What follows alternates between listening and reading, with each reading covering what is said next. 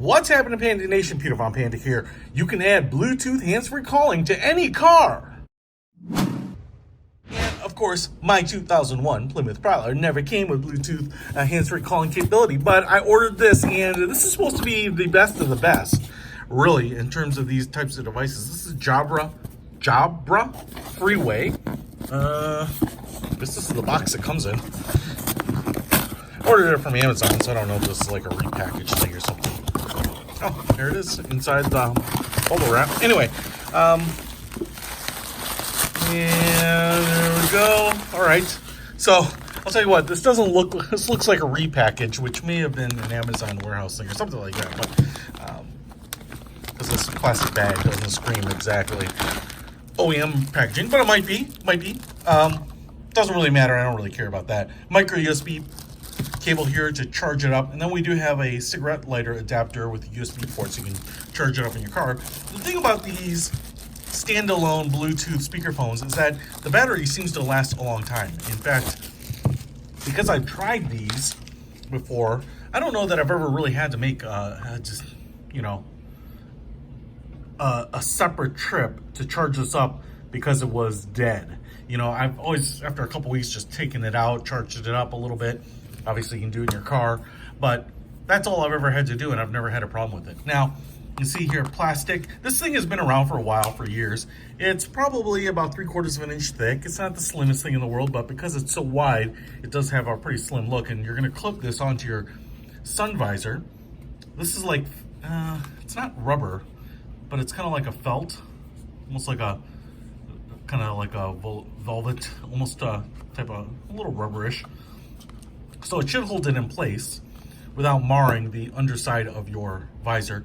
This wire bracket here is actually pretty thin, so probably on the top side of your visor you're going to get some marks here. And you have a couple little rubber skid plates there. And then on this side we have the power button right here. It's a little rocker switch, and then the micro USB port. Nothing on this side. You've got kind of this little kick up here, so it should kind of hug that edge of your visor. It'll look pretty integrated. And then we have a soft touch plastic on the front.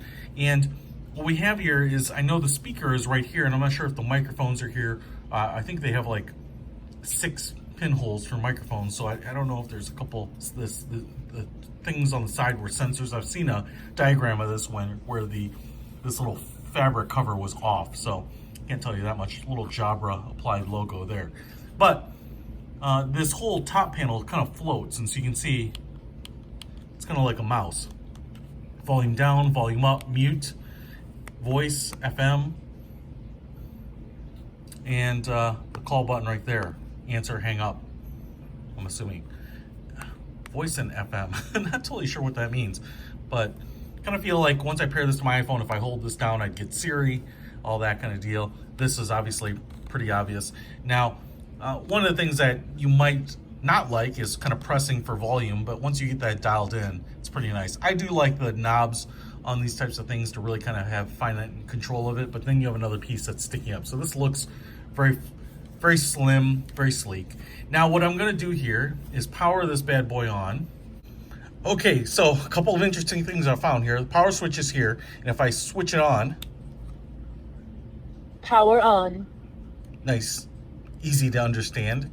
Good speaker there. But then to pair this thing, I actually have to go here. Now, the other thing I've noticed is that it appears to have like an FM receiver. If I go here to FM. FM on 88.3 megahertz. I don't know that there's much down at 88.3. 579. 88.9 megahertz.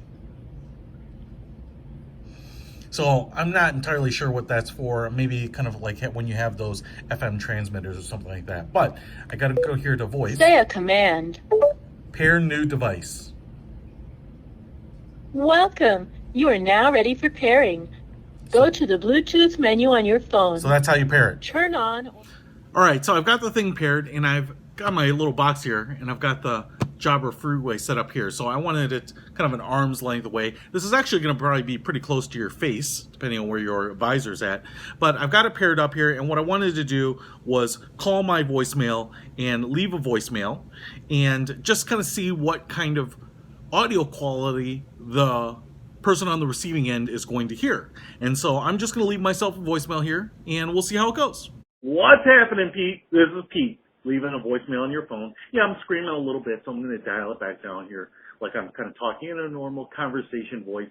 Now, you have to understand, I do have some appliances and things running, so I'm getting a little bit of that kind of background noise, but your road noise is probably going to be a little louder. You know, the wind rushing over the car, the road traveling by you underneath. So kind of understand that. But I just wanted to give a little sample here of what the caller on the other end of the call might be hearing when you're using this Jabra Freeway.